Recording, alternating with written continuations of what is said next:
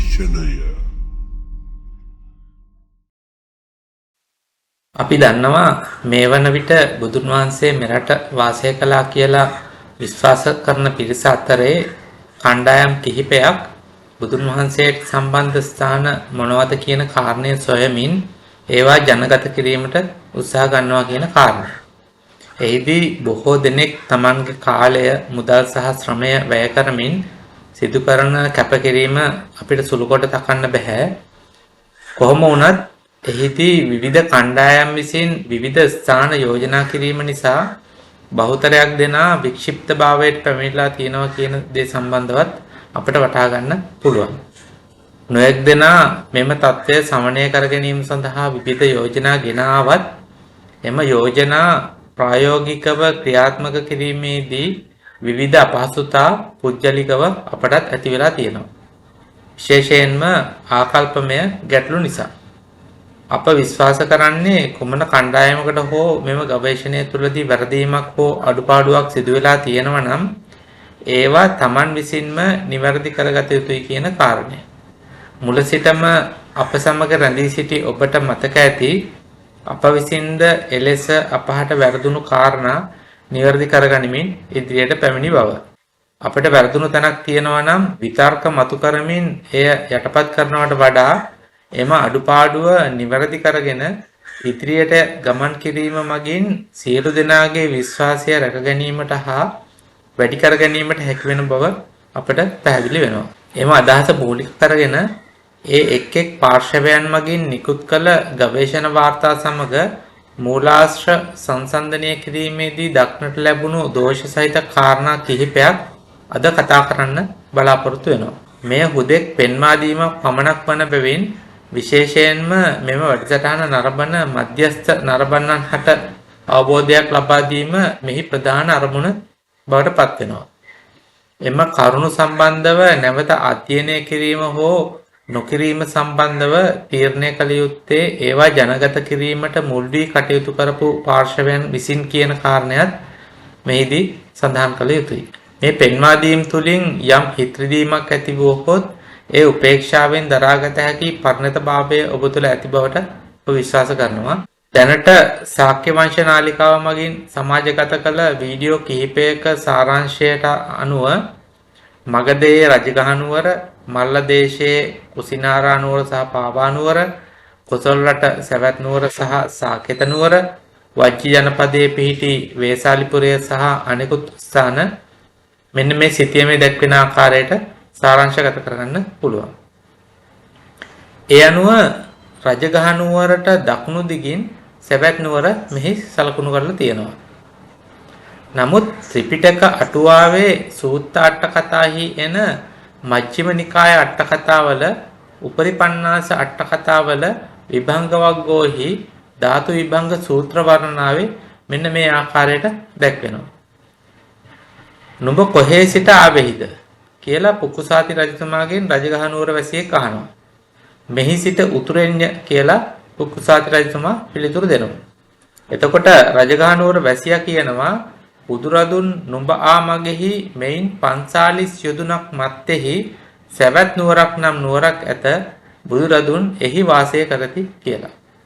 ඒ අනුව සැවැත් නුවර පිහිටා තිබී ඇත්තේ රජගහනුවරට යොදුන් 45ක් උතුරු දිශාවෙන් බව අපට වටහා ගන්න පුළුවන්.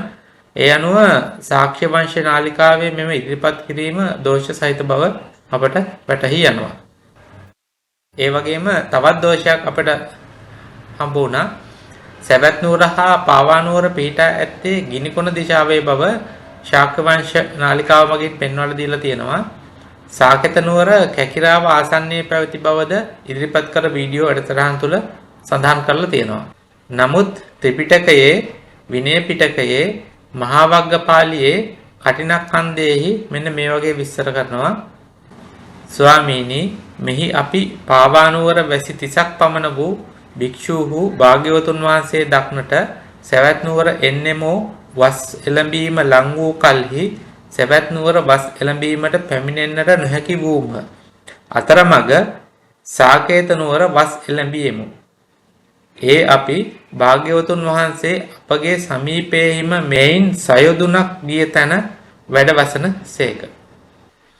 ඒ අනුව පාවානුවර වාසය කළ භික්ෂූන් වහන්සේලා බුදුන් වහන්සේ හමුවීමට සවැත් නුවර ජේතවනාරාමයට වැඩම කරන අතරතුරදී වස් කාලය ආරම්භ වී ඇති හේයින් සවැත් නුවරට ළඟා වීමට නොහැකිව ඊට යොදුන් 6කට කලින් පිහිටි සාකේත නුවරදී වස් සමාදන් වීමට එම භික්ෂුන් වහන්සේලාට සිද්ධ වෙලා තියෙනවා.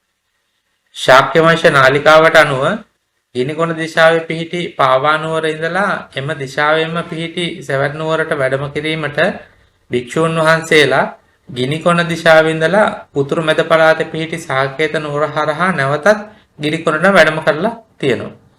සාකේත නුවර ඉඳලා ජේතවනාරාමයට දුර යොදුන් 6ක් බව ත්‍රිපිටකයේ පැහැදිලිවම දක්වලා තියෙන නිසා මෙම ඉදිරිපත් කිරීම දෝෂ සහිත වෙනවා. තවත් දෝෂ සහිත සත්‍යයක් අපි හඳුනාගත්තා. වජ්ජි රටත් මගධයත් එකම ගඟෙහි ඉවුරු දෙකක පිහිටා ඇති බව සඳහන් වෙනවා. ත්‍රිපිටකයේ චූලගෝපාලක සූත්‍ර වර්ණනාවේ ඒ පිළිබඳව මෙන්න මේ වගේ සඳහන් වෙනවා. ගංගාවෙන් මෙතර මගධ රටය, එතර විදේහ රටය. ගවයන් මගධ රටින් විදේහ රටට පමුණුවා රක්නෙමි උතුරු තැරට එගොඩ කරන්නට පටන් ගත්තේය. මෙතන විදේහ රට කියලා හඳුන්වලා තියෙන්නේ වජ්ජි ජනපදය. ඒ අනුව වැටහෙන්නේ ගඟෙන් එක් ඉවුරක මගධ ජනපදයත් අනෙක් ඉවුරෙහි වජ්ජි ජනපදයත් පිහිටා තිබී ඇති බව. බුද්ධ පරිනිර්වාණයෙන් වසර 3කට පමණ පසු උපායශීලීව අජාසත් රජතුමා විසින් වජ්ජි ජනපදය යටත් කොට මගධයට ඈඳාගෙන තියෙනවා. ඉන්පසු එහි පාලන කටයුතු මෙහෙवला තියෙන්නේ අජාසත් රජතුමා විසින්. එසේ වීමට නම් වජ්ජි ජනපදය මගධය ආසන්නයේ පිහිටා තිබිය යුතුයි. ඊටත් අමතරව රජගහ නුවර ඉඳලා ගංගාව හරහා වේසාලියට, ඒ කියන්නේ විශාලාවට දුර යොදුන් 8ක් බව ත්‍රිපිටකයේ දක්වලා තියෙනවා.